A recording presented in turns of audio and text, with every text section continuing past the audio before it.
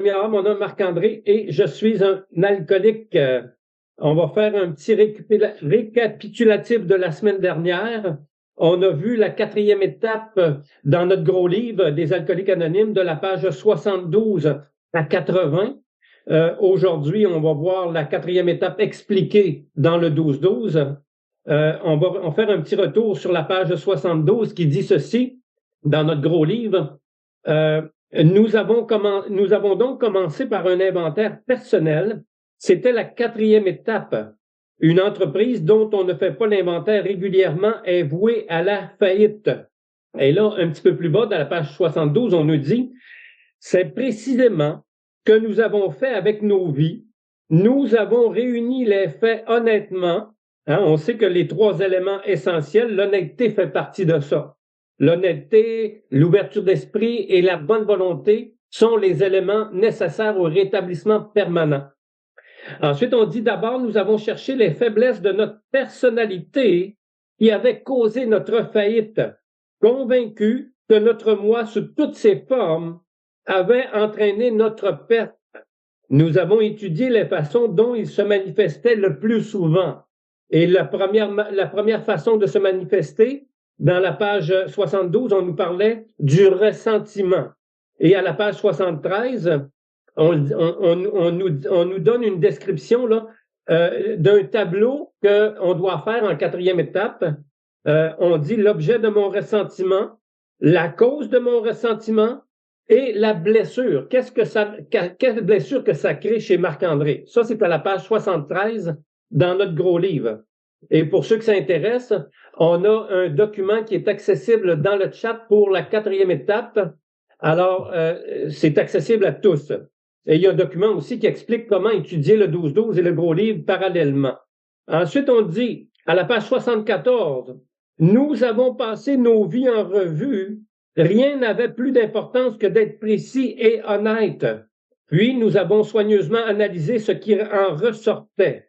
Alors, l'inventaire, ça sert vraiment à découvrir mes traits de caractère d'alcoolique, le côté sombre et négatif de l'alcoolique. Alors, l'inventaire sert à ça. Ensuite, on nous dit un petit peu plus loin, nous sommes revenus à notre liste en ne tenant pas compte des torts des autres envers nous. Le but, c'est pas de faire l'inventaire de ma mère, de mon père, des voisins. Le but, c'est de faire de mon inventaire à moi où Marc-André a manqué. Il dit, nous avons résolu d'examiner nos propres fautes. Dans quel cas avons-nous été égoïstes, malhonnêtes, calculateurs et effrayés? Alors, c'est notre inventaire à nous. Alors, on nous parlait du ressentiment. Maintenant, on va nous parler de la peur. Remarquez que le mot peur est entre parenthèses. Ce petit mot affecte d'une certaine façon presque tous les aspects de notre vie. La peur était comme un fil mauvais et pourri, la trame sur laquelle notre existence était tissée. Alors, dans la 4e étape gros livre, on nous parle du ressentiment, de la peur, on nous parle d'égoïsme, d'égocentrisme. Alors, ce sont tous des traits de caractère, ce qui nous portait à boire. Maintenant, on va aller dans la 4e étape expliquée dans le 12-12. On va aller à la table des matières. Table des matières, à la page 6. 4e étape, nous avons procédé sans crainte à un inventaire moral approfondi de nous-mêmes. Comment les instincts peuvent outrepasser leurs fonctions propres? La 4e étape est un moyen de découvrir nos faiblesses. Le problème fondamental des extrêmes dans les instincts. Un inventaire moral mal orienté peut déboucher sur la culpabilité. Alors, c'est important d'être accompagné dans un inventaire. L'attitude grandiose ou la recherche d'autres coupables. La personne d'expérience peut nous ramener vers nous-mêmes et non pas nous laisser aller vers trouver des coupables. On dit on peut prendre note des qualités aussi bien que des faiblesses. Il est dangereux de chercher à se justifier. Le seul fait d'être disposé à faire l'inventaire apporte lumière et confiance nouvelle en soi. La 4e étape est le départ d'une pratique qui doit durer toute la vie. On le sait que notre ami Bill a dit que nous ne bénéficions que d'un sursis quotidien, lequel dépend du maintien de notre forme spirituelle. Alors, c'est un sursis quotidien. On met ces principes en pratique aujourd'hui. Ensuite, on dit, les symptômes communs de l'insécurité émotive sont l'inquiétude, la colère, l'apitoiement et la dépression. Alors, je me reconnais à travers ça, moi. J'ai tout vécu ça.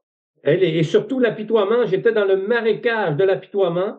Et on sait que quand on baigne là-dedans, on cale encore plus, hein? C'est un marécage de l'apitoiement. L'inventaire couvre nos relations humaines, l'importance d'être minutieux. On parle d'un inventaire exhaustif. Alors, quatrième étape, à la page 49 de notre 12-12. On dit, nous avons procédé sans crainte à un inventaire moral approfondi de nous-mêmes. Ce n'est pas sans raison que la nature nous a dotés d'instincts. Sans eux, nous serions des êtres humains incomplets. Si les hommes et les femmes ne recherchaient pas leur sécurité personnelle, s'ils ne faisaient aucun effort pour se procurer à manger et se construire des abris, personne ne pourrait survivre. S'ils refusaient de se reproduire, la terre serait dépeuplée. Si nous n'avions pas d'instinct social et que les gens n'avaient pas le goût de vivre en compagnie les uns des autres, il n'y aurait pas de société. Ainsi donc, ces penchants que nous avons pour les relations sexuelles, pour la sécurité émotive et matérielle, ainsi que pour la vie en société, sont tout à fait nécessaires et légitimes, et ce sont certainement des dons de Dieu. Pourtant, ces instincts si nécessaires à notre existence dépassent souvent leurs fonctions propres. Avec force, aveuglément et souvent de façon subtile, ils nous mènent, nous dominent et s'évertuent à gouverner notre vie. Hein? Bill nous dit, notre cofondateur, que l'alcool est rusé, pervers et déroutant. Alors on peut en dire autant de la personnalité alcoolique. L'alcoolique est pervers, rusé et déroutant, autant que l'alcool. Hein, parce qu'on a vu dans la deuxième étape que l'alcoolique a tendance à se leurrer puis à se croire, à se mentir. On dit, notre recherche de satisfaction sexuelle, de sécurité émotive et matérielle et d'une place importante dans la société finit souvent par nous tyranniser. Quand ils sortent ainsi de leur orbite, les instincts naturels de l'homme sont pour lui la source de graves difficultés, de presque toutes ces difficultés. Hein, Bill nous dit que l'égoïsme et l'égocentrisme, croyons-nous, sont la source de tous nos problèmes. On dit aucun être humain n'y échappe si vertueux soit-il. La plupart des problèmes émotifs, sinon tous, peuvent être attribués à la déviation d'un instinct. Alors ça veut dire déviation d'un défaut de caractère. Et quand cela arrive, nos précieuses ressources naturelles, que sont nos instincts, se changent en handicap physique et psychique. Ensuite, puis la référence à la page 47 dans le 12-12, on dit ceci, le problème. Tous nos ennuis, à la page 47, tous nos ennuis venaient du mauvais usage de notre volonté. Nous tentions de la canaliser sur nos problèmes au lieu d'essayer de l'aligner sur les intentions de Dieu à notre égard. Le but des 12 étapes des A est de rendre cela de plus en plus possible et c'est la troisième étape qui ouvre la voie. Ensuite, on revient à notre page 50. La quatrième étape, c'est l'effort soutenu et difficile que nous faisons pour découvrir en chacun de nous ce qu'ont été et ce que sont ces handicaps. Alors, c'est là qu'on va, on sait que dans notre quatrième étape, on a 4 listes à faire. La liste de nos craintes, la liste de nos défauts de caractère, la liste de nos ressentiments et la liste des personnes que nous avons lésées. Et là, on nous parle de ces handicaps, ça veut dire qu'on va découvrir à travers la quatrième étape tous les défauts de caractère qui sont en nous. Hein, la référence est à la page 72. Nous avons, à la page 72 du gros livre, on dit, nous avons identifié les faiblesses de notre personnalité qui a causé notre faillite, le moi sous toutes ses formes. Ensuite, on revient à la page 50. Nous voulons savoir exactement comment, quand et où nos instincts naturels nous ont trompés. Nous voulons regarder bien en face le malheur qu'ils ont causé aux autres et à nous-mêmes. Hein, ça confirme qu'on doit faire le même processus envers nous-mêmes. Les ressentiments envers nous-mêmes, les torts envers nous-mêmes. On doit faire un inventaire de ça aussi. Parce que notre cofondateur Bill dit, nous nous sommes infligés de durs chocs émotifs.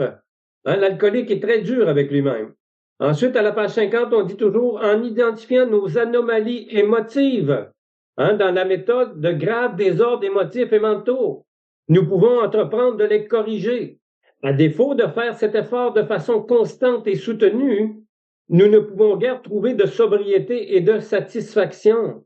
Sans un inventaire moral approfondi fait sans crainte, la plupart d'entre nous ont constaté que la foi qui marche vraiment dans la vie de tous les jours est encore hors de portée. On dit, avant de nous attaquer en détail à la question de l'inventaire, examinons de plus près le problème de fond.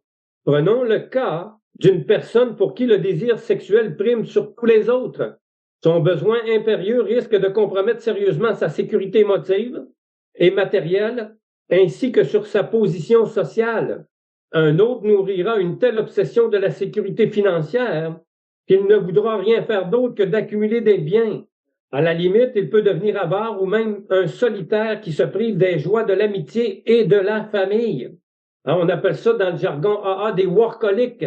Leur but principal est d'accumuler des biens, d'accumuler de l'argent. On dit des workaholics. On dit la recherche de sécurité ne se manifeste d'ailleurs pas toujours du côté de l'argent. Combien de gens craintifs ont résolu de se reposer entièrement sur les conseils et la protection d'une personne plus forte. Et je lève la main. Dans toutes mes relations, c'était toujours quelqu'un que je voyais de plus fort que moi. Que ce soit en relation amoureuse, amicale, je m'accrochais aux autres. C'est une des dépendances les plus malsaines que de trop compter sur les êtres humains. On l'a vu dans la 4e dans le gros livre. Ces personnes qui ne réussissent pas à faire face aux responsabilités de la vie par leurs propres ressources restent toujours des êtres immatures. Elles vivent dans la désillusion et la vulnérabilité. Avec le temps, leur protecteur se retire ou décède. Et elles se trouvent une fois de plus dans la solitude et la crainte. Alors, à l'époque de Bill, on a fait une recherche sur un groupe d'alcooliques et dans ce groupe-là, on a ce qui en est ressorti, on a décrit ces alcooliques-là comme des êtres puérils, enfantins et hypersensibles au-delà du raisonnable. Alors, c'est les traits de caractère d'un alcoolique, immature émotivement. L'alcool garde l'esprit de l'alcoolique immature. On ne grandit pas au niveau de la maturité émotive et mentale. Ensuite, on dit, nous avons aussi vu des hommes et des femmes également égarés par la soif du pouvoir et n'ont d'autre objectif que celui de dominer leurs semblables. Souvent, ces personnes laissent échapper toutes les occasions de parvenir à une légitime sécurité et à une vie familiale heureuse. Dès qu'un être humain est mu par ses instincts, il n'y a pas de paix possible. Mais le danger ne s'arrête pas là. Des ennuis surviennent chaque fois qu'une personne fait porter déraisonnablement le poids de ses instincts sur les autres. Si à la poursuite de la richesse, on écrase sur son chemin les gens qui s'y trouvent, on ne manquera pas de provoquer colère, jalousie et vengeance. Les mêmes résultats seront obtenus si l'instinct sexuel est déchaîné. À force de réclamer des autres une trop large part d'attention, de protection et d'affection, on ne peut que provoquer chez les protecteurs eux-mêmes la domination et la répulsion. Deux sentiments tout aussi malsains que les pressions qui les ont fait naître. On est dans les extrêmes. La répulsion, c'est le rejet, la répugnance, le silence méprisant. Alors, c'est tous des traits de caractère. Ensuite, on dit à la page 52, dans toutes ces situations, nous sommes en conflit non seulement avec nous-mêmes, mais avec d'autres personnes qui ont aussi leur instinct. Dans la 2e étape, on le dit, vouloir avoir raison, c'est perdre la raison. Vous avez sûrement essayé d'avoir raison sur quelqu'un dans des conversations, là. Et plus la personne parle fort, plus on parle fort, plus on monte le ton, puis on veut avoir raison. On veut les écraser. On veut leur donner l'heure, leur montrer qu'on est supérieur, alors qu'intérieurement, Marc-André était très faible. Il dit, plus que d'autres, les alcooliques devraient pouvoir se rendre compte que leur consommation néfaste d'alcool est attribuable au déchaînement de l'un de leurs instincts. Nous avons bu pour noyer des sentiments de peur, de frustration et de découragement. Nous avons bu pour échapper aux remords causés par nos passions, puis nous avons bu à nouveau pour nous en rallumer d'autres, de nouvelles. Nous avons bu par vaine gloire, Hein? Il n'est pas plaisant de considérer le côté pervers de cette maladie de l'esprit. Alors, quand Bill dit, ce petit passage-là nous confirme ce que Bill dit. Nous sommes atteints physiquement, l'allergie physique à l'alcool, mentalement et spirituellement aussi. Alors, la maladie de l'esprit, c'est la maladie spirituelle. Les instincts débridés n'aiment pas qu'on les juge. Si nous sommes portés à la dépression, nous risquons d'être submergés par un sentiment de culpabilité et de dégoût de nous-mêmes. Alors, je pense que quand on arrive dans Alcooliques Anonymes, on n'arrive pas avec la joie de vivre, là. La plupart des membres AA arrivent battus par l'alcool, battus par la vie dans tous les domaines. Nous nous vautrons dans la boue de ce marécage, non sans en tirer bien souvent une satisfaction malsaine et pénible. La poursuite morbide de cette triste activité peut nous plonger dans un désespoir si profond que seul l'oubli semble capable de nous en tirer. Alors, un petit verre d'alcool, on va oublier avec un verre d'alcool, parce que la réalité, ça fait trop mal intérieurement, la réalité intérieure. Il est bien évident qu'à ce point, nous avons perdu toute perspective et du même coup, toute humilité véritable, car nous avons ici l'image inversée de l'orgueil. Alors, si tu es dans un état dépressif aujourd'hui, c'est l'orgueil inversé. Moi, je pensais que l'orgueil, c'était juste ceux qui se vantaient, qui se prenaient pour d'autres. Et j'ai appris dans AA que celui qui est dans la dépression, comme moi, c'est de l'orgueil, tout simplement. Ensuite, on dit ce n'est pas du tout un inventaire moral. C'est exactement la démarche qui conduit si souvent les gens dépressifs vers l'alcool et la mort. Par contre, si nous avons tendance à toujours vouloir nous donner raison ou avoir des idées de grandeur, nous aurons une réaction tout à fait opposée. Nous serons offensés que Léa nous suggère un inventaire. Avec fierté, nous évoquerons sans doute la bonne vie que nous menions avant d'être emportés par la bouteille. Nous soutiendrons que nos gros défauts, si tant est que nous en admettions, ont pour cause principale nos excès d'alcool. Alors on va se déresponsabiliser, on va se déculpabiliser en mettant ça sur le dos de l'alcool. Mais l'alcool n'est pas responsable de tout, là. J'ai dit des choses à jeun, puis j'ai fait des choses à jeun sans l'alcool, là. Alors, j'avais des traits de caractère qui m'ont nui même sans l'alcool. Ceci étant dit, nous en déduisons que l'abstinence est la seule chose dont nous devons nous préoccuper, toujours et en tout temps. Nous croyons que nous retrouverons notre bon caractère d'antan dès que nous cesserons de boire, puisque l'alcool mis à part, nous avions toujours été d'assez bonnes personnes. À quoi peut bien nous servir un inventaire moral maintenant que nous sommes abstinents? Pour nous épargner cet inventaire, nous nous accrochons à une autre splendide excuse. Tous nos angoisses, tous nos problèmes, insistons-nous, sont causés par d'autres personnes, des gens qui ont réellement besoin d'un inventaire moral. Ça aussi, c'est un trait de caractère de Marc-André. C'est la faute de sa mère, de son père, des juges, des avocats. C'est de leur faute si je buvais comme ça. S'ils me laisseraient tranquille, là, j'arrêterais de boire. Je savais pas que j'avais la première personnalité alcoolique, le rebelle, dans la deuxième étape. J'étais rebelle à tout ça. J'inventais des excuses. C'est leur faute. Ensuite, on dit, nous sommes convaincus que s'ils nous traitaient plus convenablement, tout irait pour le mieux. Nous croyons donc que nous sommes en droit de nous indigner, que notre ressentiment est justifiable. Ce sont eux les coupables, pas nous. Ensuite, on dit, à ce stade de notre inventaire, le parrain vient à la rescousse. Il en est capable car il est porteur de l'expérience vécue qu'on les a en matière de quatrième étape. Il réconforte le mélancolique en lui faisant voir que son cas n'a rien de bizarre ni d'exclusif, que ses défauts ne sont probablement ni plus nombreux, ni plus graves que ceux de tout autre membre des AA.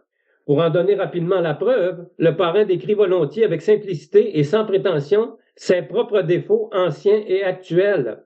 Ensuite, on dit le parrain fait sans doute remarquer au nouveau qu'il possède des qualités qu'il peut inscrire à côté de ses défauts. Cela signifie à chasser le découragement et à susciter l'équilibre. Dès qu'il devient plus objectif, le nouveau peut procéder sans appréhension plutôt que dans la crainte, à l'examen de ses propres défauts. Devant les nouveaux qui se croient dispensés d'un inventaire, les parents font face à un autre problème, bien différent, car les gens ainsi gonflés d'orgueil se cachent leurs faiblesses à eux-mêmes. Ces nouveaux n'ont guère besoin de réconfort.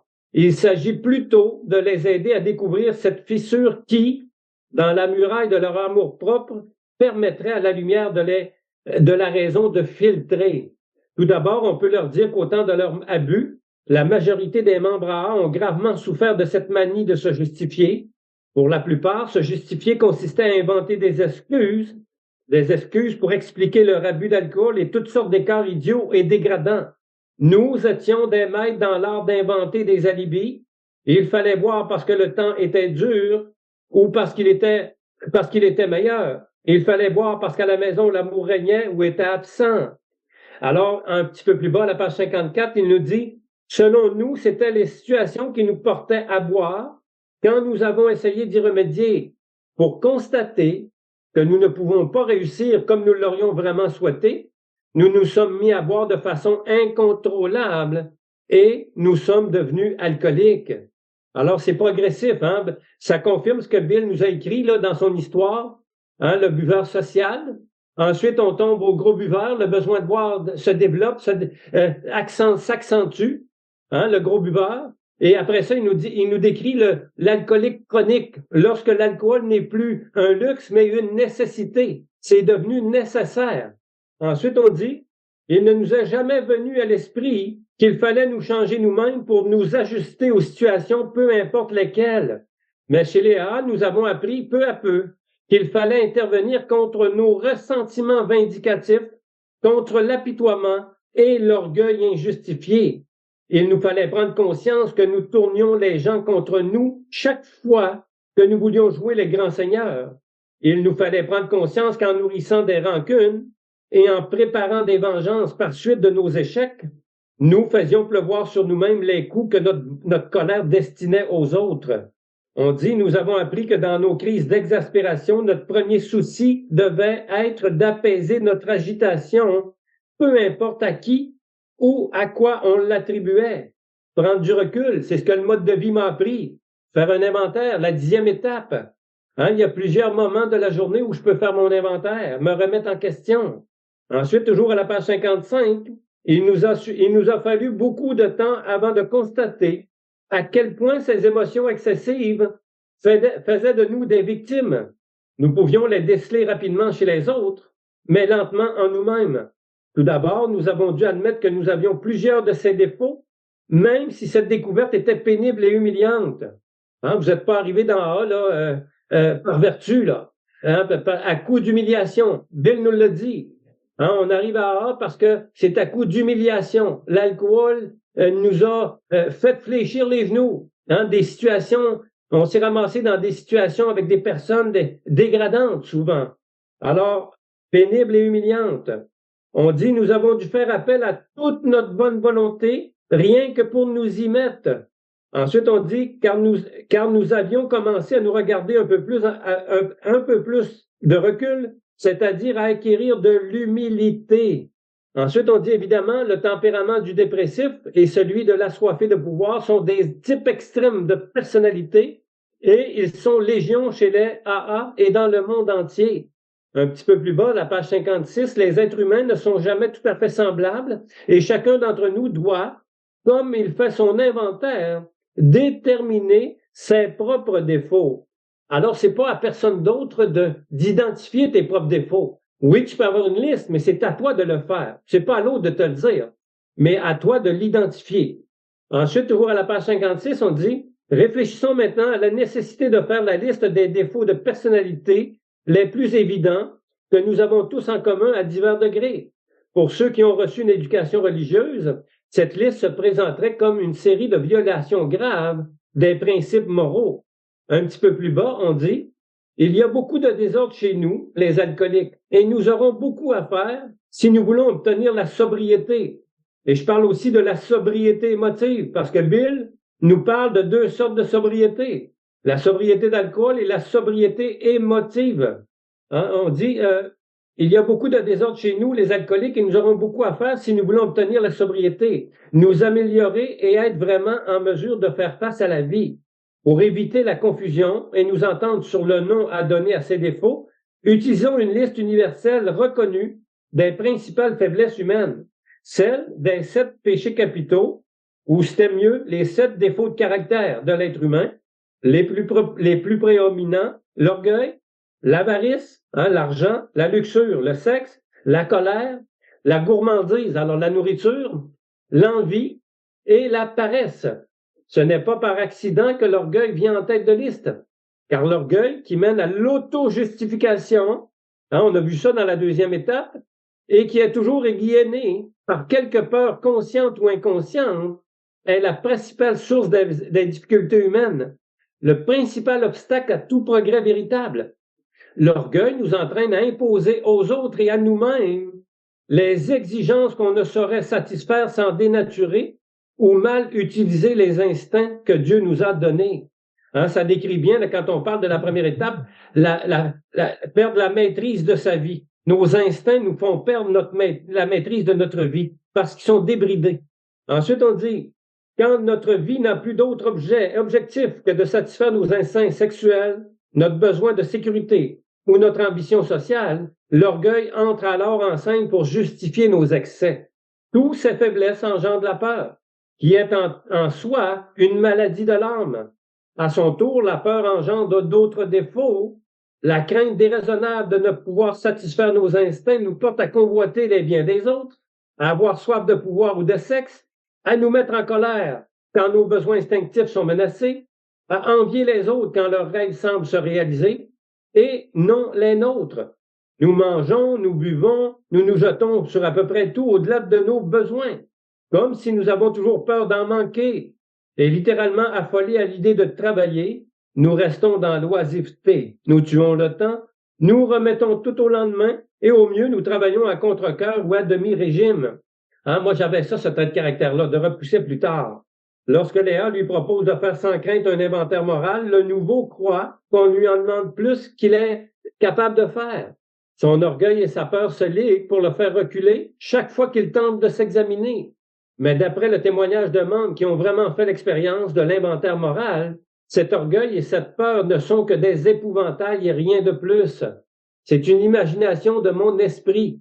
Du moment que nous sommes entièrement disposés à faire notre inventaire et que nous nous appliquons à la mener à terme, une merveilleuse lumière vient dissiper la brume.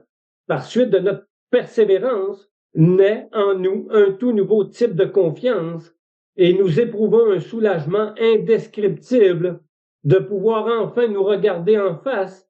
Tels sont les premiers fruits de la 4e étape. Alors, ça devrait encourager n'importe qui est là à aller vers la 4e. C'est des promesses. À ce stade, le nouveau membre en est probablement venu à la conclusion suivante. Son usage abusif de l'alcool et son échec dans la vie sont en tout premier lieu attribuables à ses défauts, qui sont eux-mêmes le reflet de ses instincts désordonnés. À moins d'être désormais disposé à faire de grands efforts pour éliminer les plus graves de ses défauts, il n'est pas encore prêt de connaître ni sobriété ni paix d'esprit. Il lui faudra démolir les fondations boiteuses qu'il a données à sa vie et reconstruire à neuf sur du roc. Maintenant qu'il veut bien se mettre à la tâche pour identifier ses défauts, il demandera « Comment dois-je m'y prendre au juste? Comment fait-on l'inventaire de soi-même? » Comme la 4e étape n'est que le départ d'une pratique qui doit durer toute la vie, on peut suggérer au nouveau d'examiner en premier lieu les faiblesses personnelles qui lui causent ses plus sérieux ennuis et qui sont assez évidentes. Au meilleur de son jugement pour définir ce qui lui apparaît bien ou mal, il pourrait faire un examen sommaire de sa conduite en ce qui concerne ses instincts primaires pour l'appétit sexuel, la recherche de sécurité et l'ambition sociale. Il peut tout de suite se mettre au travail en réfléchissant sur des questions comme celle-ci. Quand, comment et dans quelles circonstances ma recherche égoïste de relations sexuelles a causé du tort à d'autres ou à moi-même? Quelles sont les personnes qui en ont souffert? Et jusqu'à quel point?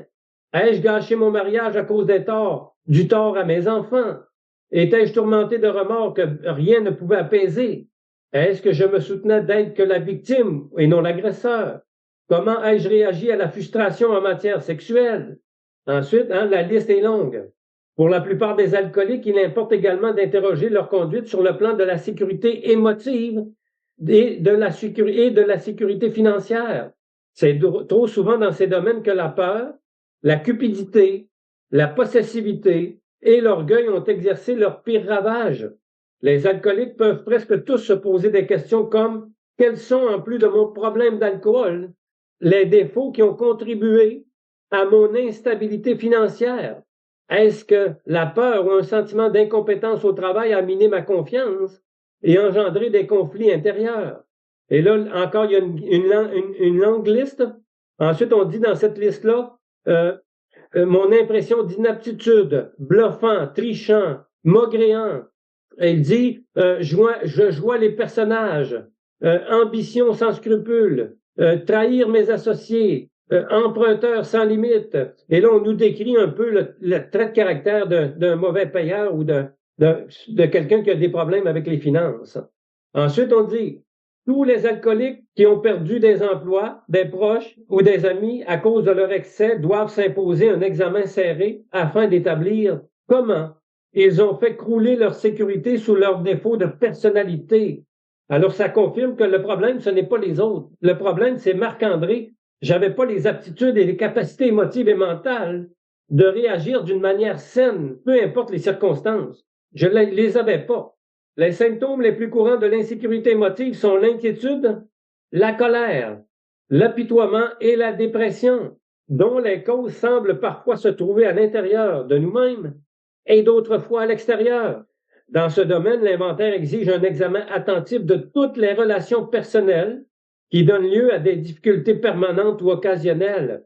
Il faut se rappeler que ce genre d'insécurité peut se manifester dans tous les cas où nos instincts sont menacés. À cette fin, on peut se poser les questions suivantes en analysant aussi bien le présent que le passé. On sait que dans notre inventaire, Bill nous dit, on va faire un inventaire, on va aller jusqu'à où notre mémoire nous amène. Si notre mémoire nous amène à l'enfance, on va à l'enfance, l'adolescence, vie adulte, vie de couple, relations sexuelles, institutions. On nettoie notre esprit, notre mémoire. Quels sont les incidents de ma vie sexuelle qui m'ont laissé dans l'anxiété, l'amertume, la frustration ou la dépression? En évaluant honnêtement chaque situation, puis-je voir où j'ai été fautif? Serait-ce à cause de mon égoïsme ou de mes exigences déraisonnables que je me suis retrouvé dans ces situations perplexes? On dit, telles sont les questions fondamentales qui peuvent me révéler la source de mon malaise et m'indiquer si je suis en mesure de modifier ma conduite et de m'adapter avec sérénité à des règles de discipline personnelle. Supposons que l'insécurité financière éveille constamment ces mêmes émotions. Je peux me demander jusqu'à quel point mes propres erreurs ont nourri cette angoisse qui me ronge. Ensuite, on dit les questions de ce genre et d'autres qui nous viendront facilement à l'esprit selon les cas particuliers nous aideront à découvrir les racines de notre mal. Mais ce qui a fait le plus souffrir dans plusieurs cas, ce sont nos relations tordues avec nos proches, nos amis et la société en général. Marc-André, il était pas bien avec lui-même, il était pas en harmonie. Il était incapable d'entrer en véritable relation parce que il y avait beaucoup de conflits en moi, beaucoup de désordre. C'était difficile de parler honnêtement, franchement. Il y avait quelque chose qui allait pas chez moi. Et j'ai tout découvert ça à travers mes inventaires. Ensuite, on dit, selon nos relations tordues avec nos proches, nos amis, la société en général. À cet égard, nous avons été particulièrement stupides et entêtés. Le principal facteur que nous ne savons pas reconnaître est notre incapacité totale à établir une véritable association avec un autre être humain. Notre manie égocentrique nous mène vers deux pièges désastreux, où nous exigeons de dominer les gens que nous connaissons, ou nous comptons beaucoup trop sur eux. Si nous comptons trop sur les autres, tôt ou tard, ils nous feront faux bond. On dit, quand nous avons pour habitude de manipuler les autres selon nos désirs les plus tenaces, ils se révoltent et nous résistent avec fermeté. Nous voilà donc de plus en plus offensés, nous nous croyons persécutés et nous avons envie de nous venger. Jamais nous n'avons à chercher qu'à occuper simplement notre place dans la famille, à n'être qu'un ami parmi les amis, qu'un travailleur parmi les autres, qu'un membre utile de la société. Toujours, nous nous débattions pour être au sommet de la pyramide ou nous camoufler en dessous. Alors, être au-dessus des autres ou se sentir inférieur. Et Bill, notre cofondateur, nous dit, nous souffrons tous d'un sentiment d'infériorité. Je ne sais pas si ça vous parle, mais moi, ça me parle. J'avais ce sentiment d'infériorité-là qui m'habitait constamment. J'avais pas d'identité personnelle. Je savais pas, j'ignorais qui était vraiment Marc-André. Hein, la première fois, je me suis regardé dans un miroir, hein, je prononçais mon prénom et j'avais une dissociation avec l'image que je voyais dans le miroir. Et je disais Marc-André, et ce que je voyais, c'était un étranger. C'est qui Marc-André? Vraiment un étranger. C'est comme ça que je suis arrivé dans une dissociation totale. Ensuite, on dit, notre conduite égocentrique bloquait toute ouverture sur une relation d'association avec les différentes personnes de notre entourage. Nous ne comprenions pas le sens de la vraie fraternité. Ensuite, on dit, certains s'élèveront contre plusieurs de nos questions en se disant hein, qu'ils ne souffraient pas de ces défauts aussi prononcés. À ceux-là, on peut indiquer qu'un examen consciencieux pourrait bien leur révéler ces défauts même dont parlent ces questions choquantes.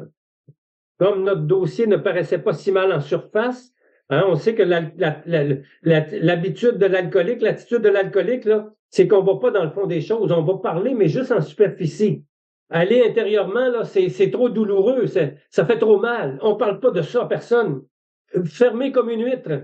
Alors là, on nous dit que comme notre dossier paraissait pas si mal en surface, nous étions souvent très confus de découvrir que s'il en était ainsi, c'était pour la très simple raison que nous avions enfoui ces défauts au plus profond de nous-mêmes sous d'épaisses couches d'auto-justification. Ces mêmes défauts, quel que soit leur nom, nous ont finalement piégés et conduits à l'alcoolisme et au malheur. Et vous savez qu'on nous dit dans notre programme, dans la première étape, nous pouvons être une très, très longue période sans boire tout en étant un alcoolique en puissance. On peut arrêter la bouteille, mais on peut continuer à être malheureux. Pourquoi? La réponse est là. Parce que si j'enlève l'alcoolisme, là, on dit ces mêmes défauts, quel que soit leur nom, nous ont finalement piégés et conduits au malheur. C'est mes défauts de caractère qui m'amènent à vivre dans le malheur constamment. Et notre programme va nous amener à demander à une puissance supérieure de les éliminer. Ensuite, on dit, pour terminer, en conséquence, il faudra se montrer très minutieux, et je pourrais rajouter honnête, l'honnêteté, rigoureuse honnêteté envers moi-même, au moment de faire son inventaire. Et à cette fin, il est sage de mettre par écrit nos questions et nos réponses. Cela nous aidera à penser avec plus de clarté et à juger avec plus d'honnêteté. Ce sera la première preuve concrète de notre complète bonne volonté. Et le mot complet, hein, la première preuve concrète de notre complète bonne volonté d'avancer. Honnêteté envers soi-même, hein, puis m'engager à fond dans la même voie que nous. Alors, c'était la 4e étape dans le 12-12.